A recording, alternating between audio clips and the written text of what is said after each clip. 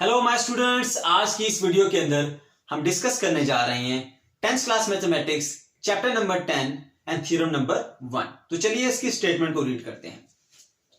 If a line is drawn perpendicular to the radial segment of a circle at its outer point it is tangent to the circle. बच्चों, इसमें कहा जा रहा है कि एक सर्कल है, उसका एक रेडियस है। रेडियस के ऊपर आप एक परपेंडिकुलर ड्रा करते हैं, उसके आखिरी किनारे के ऊपर, तो वो लाइन जो हमने परपेंडिकुलर ड्रा की वो सर्कल का टेंजेंट होगी। टेंजेंट क्या होता है? टेंजेंट एक ऐसी लाइन होती है जो सर्कल के सिर्फ एक पॉइंट को टच करती हुई जाती है। तो इस स्टेटमेंट से हमने सबसे पहले क्या ड्रा करनी है? डायग्राम।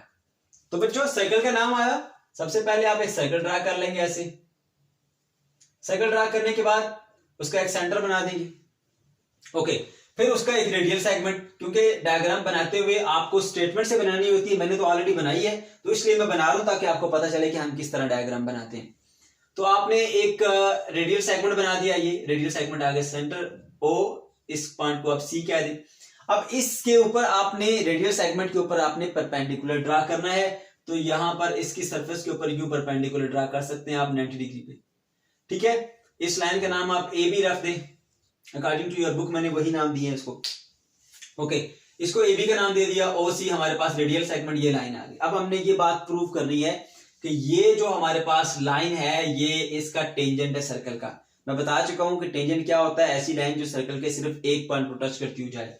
ओके, तो सबसे पहले गिवन में क्या लिखेंगे बच्चों? दो तीन बातें जो इसमें बताई गई है वही लिखेंगे। सर्कल का जिक्र आया है तो लिखें एक सर्कल है विद सेंटर ओ। उसके बाद किसका जिक्र आया? रेडियल सेगमेंट का, तो लिखें एक रेडियल सेगमेंट है OC। उसके बाद तीसरे नंबर पर यह कहा जा रहा है कि एक लाइन आप ड्रा करेंगे perpendicular to the radial segment. तो इस लाइन का नाम आपने AB रखा, रेडियस का नाम आप OC रखा, तो लिख देंगे AB परपेंडिकुलर है OC के ऊपर एट पॉइंट, जिस पॉइंट के ऊपर लिखा है C के ऊपर, तो लिख देंगे एट पॉइंट C। ये आपको गिवन हो गया। प्रूफ क्या करना है? प्रूफ ये करना है कि AB is tangent to circle. AB जो है वो इस सर्कल का टेंजेंट है। ओके बच्चों, अब ये बात हमने प्रूव करनी है और साथ में कंस्ट्रक्शन करने की क्या जरूरत है? कंस्ट्रक्शन की हम क्यों करेंगे कंस्ट्रक्शन? इस डायग्राम से ये बात प्रूव करना नामुमकिन है, इसलिए हमें कुछ ऐसा करना पड़ेगा जिससे हम इसको प्रूव कर सके। तो हम ऐसा करते हैं, एक पॉइंट P ले लेते हैं इसी के ऊपर और उसको फिर ज्वाइन कर देते हैं O से, तो एक ट्राइंगल बन जाएगी। ट्राइंगल की हेल्प से हम इसको प्रूव करने की कोशिश करेंगे। ओके बच्चों, यही डायग्राम आपने यहां पर बनानी, जैसे मैंने यहां पर बनाई हुई है। तो किस तरह बनाएंगे आपको पता चल गया। ओके, अब हम इसको प्रूव करते हैं। कैसे प्रूव करेंगे? ये हमारे पास एक ट्राइंगल है OCP, जो कि एक राइट एंगल ट्राइंगल है। तो राइट एंगल ट्राइंगल के अंदर जो एंगल OCP है ये कितना है? 90 डिग्री। तो आप लिखेंगे एंगल O से चले, C से मुड़े, P पे पहुंचे, OCP। तो OCP एंगल कितना बच्चों हमारे पास? 90 डिग्री है इस ट्राइंगल के अंदर। इसकी क्या लॉजिक देंगे? लॉजिक आप दे सकते हैं कि गिवन में हमें बताया गया है कि ये जो AB है वो परपेंडिकुलर टू OC है। OC रेडियल सेगमेंट है और AB वो लाइन है जो आपने इसके ऊपर परपेंडिकुलरली ड्रा की, इसलिए आपने लिखा कि इसका एंगल कितना है? 90 डिग्री है। ओके, अब बच्चों यहां पर कंसेप्ट है, एक ट्राइंगल के अंदर टोटल 3 एंगल होते हैं। अगर वो ट्राइंगल राइट एंगल ट्राइंगल है तो इसका मतलब उसमें एक एंगल 90 होगा। अगर एक एंगल 90 है तो बाकी जो 2 एंगल है वो दोनों लेस देन 90 होंगे। क्यों लेस देन 90 होंगे? इनको हम एक्यूट कहते हैं, लेस देन 90 को। बच्चों देखो, अल्फा बीटा गामा 3 एंगल है, तीनों का सम कितना होता है? 180 होता है। अब उसमें अगर एक 90 है, इसका मतलब बाकी दोनों मिलके 90 बनेंगे, तभी 180 बनेगा ना। इसमें कोई एक भी 90 नहीं है और कोई जीरो भी नहीं है, क्योंकि अगर जीरो हो जाए फिर तो वो ट्राइंगल ही नहीं है।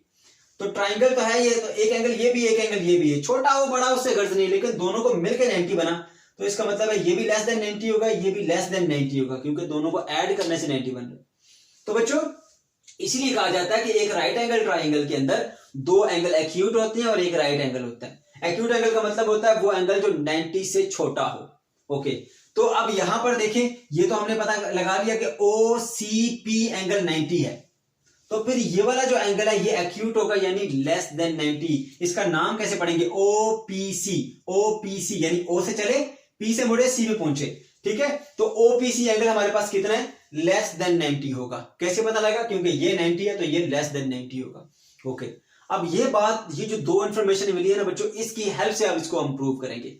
अब यहां एक और कंसेप्ट, कि एक ट्राइंगल के अंदर जो सबसे बड़ा एंगल होता है उसके अपोजिट साइड सबसे बड़ी होती है, और जो सबसे छोटा एंगल होता है उसकी सबसे छोटी साइड होती है उसके सामने, ठीक है। और इंटरमीडिएट एंगल के सामने इंटरमीडिएट साइड। जैसे यहां पर ये ट्राइंगल है, सबसे बड़ा एंगल 90 है, इसके सामने वाली साइड सबसे बड़ी है।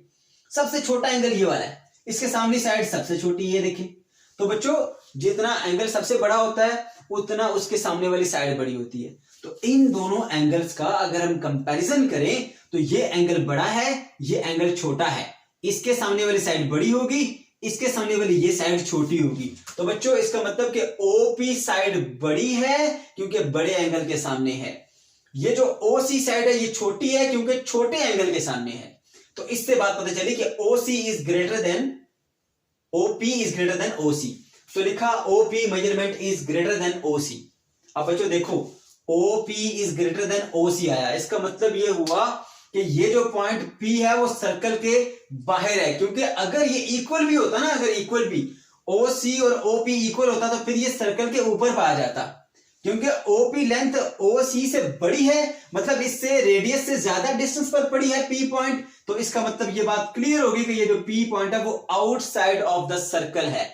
अब हमें यही तो प्रूव करना था कि अगर ये लाइन टेंजेंट है तो इसके ऊपर सिर्फ एक पॉइंट ऐसा होगा जो सर्कल के साथ टच करेगा। अब ये पॉइंट अगर टच करे तो कोई और पॉइंट सर्कल के साथ टच नहीं करना चाहिए। तो ये जो पॉइंट P है वो आउटसाइड ऑफ द सर्कल है। तो इसी तरह और भी जितने पॉइंट होंगे इस लाइन के ऊपर वो सब के सब आउटसाइड ऑफ द सर्कल होंगे। क्यों? क्योंकि सब की जो लेंथ है वो OC से ग्रेटर होगी। जितने भी पॉइंट यहां ले लें, यहां कोई भी आप पॉइंट ले लें, उन सब के सब की जो लेंथ है वो OC से बड़ी होगी। तो जितने भी पॉइंट जिनकी लेंथ जो है वो O से पॉइंट से ज्वाइन करने के बाद बड़ी लेंथ मिलेगी वो सब के सब इससे बाहर होंगे। फिर बता देता हूं बेटा आपको कि ये OC एक रेडियल सेगमेंट है। इसके अलावा इस लाइन के ऊपर कोई भी पॉइंट ले लें, जैसे पॉइंट P है, ये OP है, ये अगर इस OC से बड़ा है तो मतलब ये पॉइंट इस सर्कल से बाहर है। अगर OP OC बराबर होते तो फिर ये सर्कल के ऊपर होता, बराबर नहीं आए। OP बड़ा है इसलिए सर्कल से आउटसाइड है। तो हम कहेंगे जितने भी पॉइंट सब के सब सर्कल से आउटसाइड होंगे। क्यों? क्योंकि ये एंगल तो 90 है, बाकी जिधर जो भी पॉइंट यहां जितने भी पॉइंट होंगे वो सब के सब पॉइंट एक्यूट एंगल बनाएंगे। तो एक्यूट एंगल बनाएंगे तो सब पे वही कंडीशन आएगी, ये साइड बड़ी हो जाएगी, ये साइड छोटी होगी। तो ये साइड जब बड़ी हो जाएगी, ये साइड छोटी हो जाएगी बच्चों, तो फिर क्या होगा, वो सारे के सारे पॉइंट जो है वो सर्कल से आउटसाइड होंगे, सर्कल से बाहर होंगे। इसीलिए हम कहते हैं कि जो हमारे पास लाइन जो एक रेडियल सेगमेंट के ऊपर परपेंडिकुलर होगी उसके ऊपर कोई भी पॉइंट जो है वो सर्कल से आउटसाइड होगा। यानी फिर इससे बात ये साबित हो गई कि हमारे पास जो AB लाइन है